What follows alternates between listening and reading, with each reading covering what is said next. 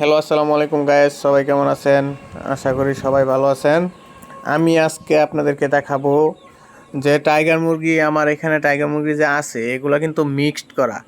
আসলে আমি যে প্রথম টাইগার মুরগি আনছিলাম ওইগুলো হচ্ছে 30 দিন বয়স।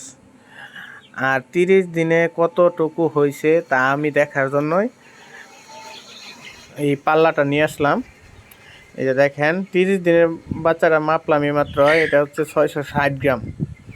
এটাও 30 দিনের। কিছু কিছু খাবারের অভাবে আর কি একটু এদিক সেদিক হয়। এটা এই যে 763 গ্রাম হয়েছে। আলহামদুলিল্লাহ, মুরগির ওয়েট ঠিক আছে।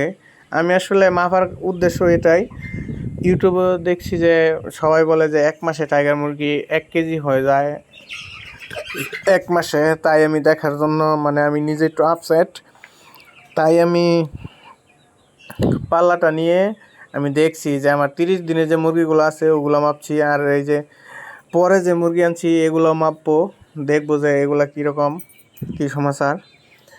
কিন্তু আমার কাছে এটাই মনে হচ্ছে যে সত্যিই 40 দিনে মুরগি 1 কেজি হয়। আমি এটা আর কি একটু বিশ্বাসটা এত করছিলাম না, কিন্তু এখন বিশ্বাস হচ্ছে পুরোপুরি। কারণ 30 দিনে যেহেতু আমার মুরগি 750 গ্রাম আছে, তাহলে আর 10 দিনে অবশ্যই 350 গ্রাম মুরগি হবে।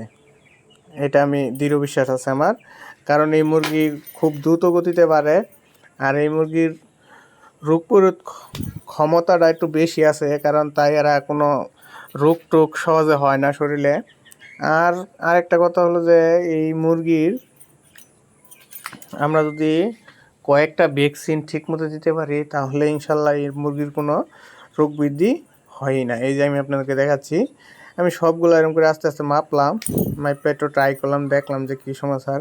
এই যে আরেকটা মুরগি আছে, মানে ওই গ্রামের বাসায় আমরা দুরশোলা মুরগি বলি, এই মুরগিটাও আমি লাস্টে মাপবো, দেখবো কী সমাচার।